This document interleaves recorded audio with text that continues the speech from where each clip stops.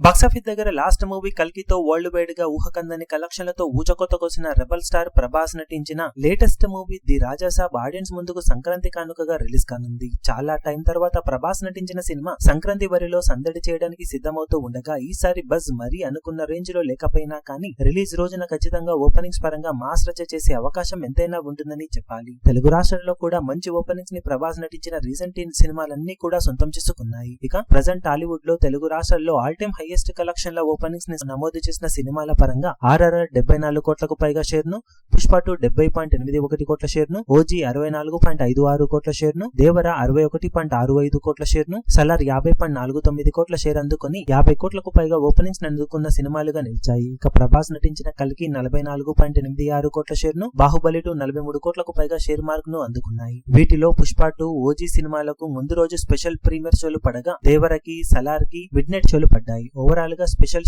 Premier షోలతో release కాబోతున్న Raja Saab movie present ఉన్న బస్ అలాగే ప్రభాస్ కి ఉన్న స్టార్డమ్ ను దృష్టిలో పెట్టుకుని చెప్పాలి అంటే తెలుగు రాష్ట్రాలలో 45 నుండి 50 కోట్ల రేంజ్ ఓపెనింగ్స్ ని టార్గెట్ చేసిందని చెప్పాలి. ఇక సినిమాకి వచ్చే టాక్ ని బట్టి ప్రీమియర్స్ అలాగే తొలి రోజు షోకు కలెక్షన్ల లెక్క ఎంతవరకు పెరుగుతుంది అన్న దాని మీద సినిమా ఓవరాల్ కలెక్షన్లు ఈ రేంజ్ లోనే ఉంటాయా లేక ఇంతకన్నా మించిన జోరును చూపించగలుగుతాయనేది చెప్పగలం. మొత్తం మీద బాక్సాఫీస్ దగ్గర రాజాసాబ్ మూవీతో సెన్సేషనల్ ఓపెనింగ్స్ ని ప్రభాస్ అందుకోవడం ఖాయం. మరి అవి రికార్డు బ్రేకింగ్ లెవెల్లో ఉంటాయో ఉండవో చూడాలి. మీరు ఈ సినిమా ఫస్ట్ డే ఎలాంటి కలెక్షన్ సాధిస్తుందని ఎక్స్పెక్ట్ చేస్తున్నారో కింద కమెంట్ సెక్షన్ లో గెస్ చేయండి.